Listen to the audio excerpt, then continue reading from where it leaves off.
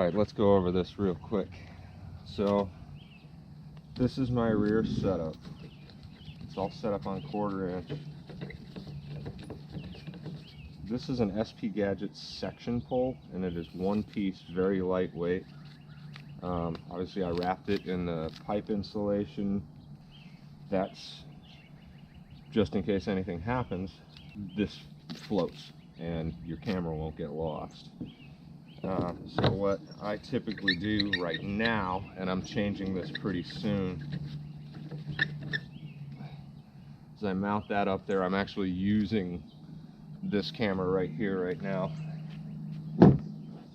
What I'm doing right now, take my USB cable to power it, remove the battery from the camera, and I'll just wrap this around a couple of times, connect it into the camera, and plug into the power bank. And then, like I said, just for right now, I'm just stuffing that away in there. But that's changing really soon now that I got the new power banks. Let's go through this a little bit more though. So whatever pole you end up with, one of the big factors is that the GoPro mount, which is 1/4 inch, standard camera size, and what you screw into aren't going to match up in order to have this tight. It's going to be off kilter, And so what I did on this was I got a bunch of rubber bushings here, and that allows me to, right there it's tight, but I can still crank it and get it another, half turn or so it ends up facing the right direction when all is said and done. The 1/4 inch mount itself, this cover right here is pretty flimsy plastic. So what I did on mine was do this piece of wood, and this is the 1/4 inch right here. The only time I use this Scotty is for the Bluetooth speaker, which I rarely use anymore. But so I needed this to be a little more firm, so the pole doesn't move around. Because what would happen is the pole would be really flimsy, just moving around on this thin piece of plastic, and you really want it pretty firm so it's not going from side to side behind you. Makes for a lot better video. Now, being able to do this on your Swifty is going to be really easy. On the lure, not so much. I would almost suggest that you permanently install a plate on the top of the rear deck. Do it kind of the same way. Recess this a little bit and have your bolt exposed here so you can screw it in, at the top of the plate. That would probably be the best way to go about it. The importance is that this is as stable as possible. You don't want this moving around very much. Now, you sent me a link to something that has this type of joints on the telescoping part. It's these little plastic bushings, and they just kind of pressure fit as you twist them, and they're really good. I use these for snowboarding all the time, and here I've got a slightly longer pole in which I use this almost exclusively for snowboarding. It's fits in the pocket for the most part. But here's the thing about these. Eventually, these bushings that allow it to lock in place after you twist eventually will fail. And this is what happens.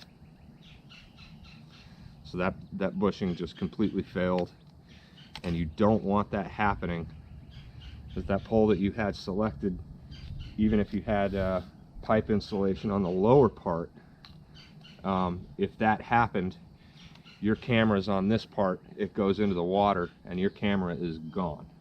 So here is a link It's basically the exact same thing as the link that you sent me, but it uses spiral locks, such as these.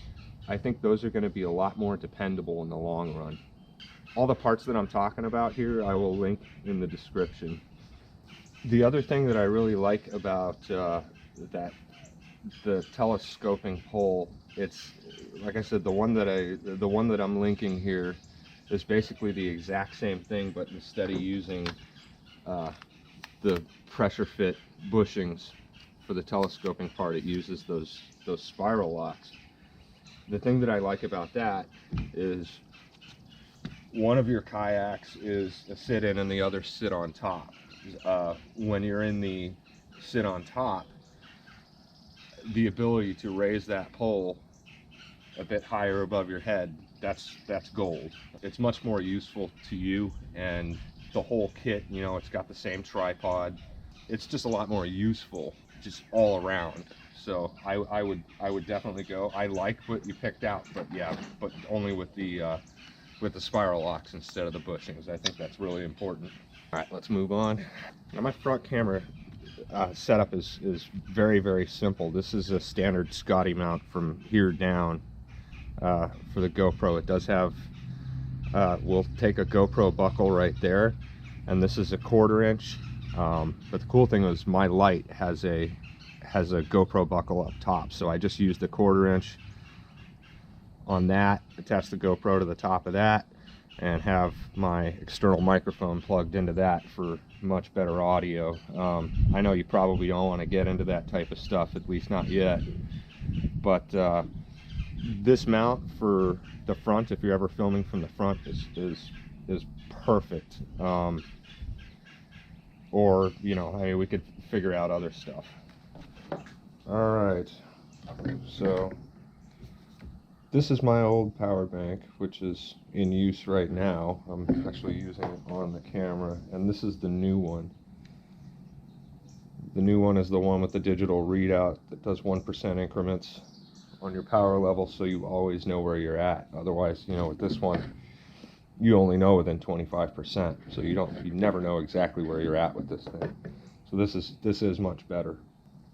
Now, with the new ones, what I plan to do is, since I have the two cameras, I'm going to run one off of each, and I'm going to Velcro these together, then do a Velcro thing, do Velcro on the bottom, and attach it to the side of this waterproof case. The next piece is an IP67 female USB port, and I'll show you that. This is the piece right here. So I'm going to drill a hole, assemble those there. They come with a 1 or 2 foot lead, and just do the excess in there and plug them straight into here. That way, when I go to disconnect, you know, I can just take this whole piece, disconnect the 2 USBs, take these inside and charge them. The nice thing is that there will be a disconnect on the outside, so however long a cable that you need, whether it's 3 foot or 6 foot to get to the actual camera, you can just disconnect that, and you've got separate pieces. The whole thing, I think, will take, you know, 2 minutes to assemble once you get on the river. And the nice thing about this is this case is completely waterproof. It's outdoor product, and so now it's completely waterproof, and it's got air in there, so if for some reason this goes over, it is going to float. Now, since you're planning on going with one camera, at least, you know, for the foreseeable future, you could easily get away with this, which is obviously much more compact. Now what you would do is you take that same IP67 USB socket and put it probably off to a side somewhere, like there, drill it into there, and you've got room for the power bank and whatever excess cabling, your battery to keep time while your camera isn't plugged in. So this would actually work out very, very well for you. And just, you know, Velcro, do a piece of Velcro it in there. Boom. You're good to go.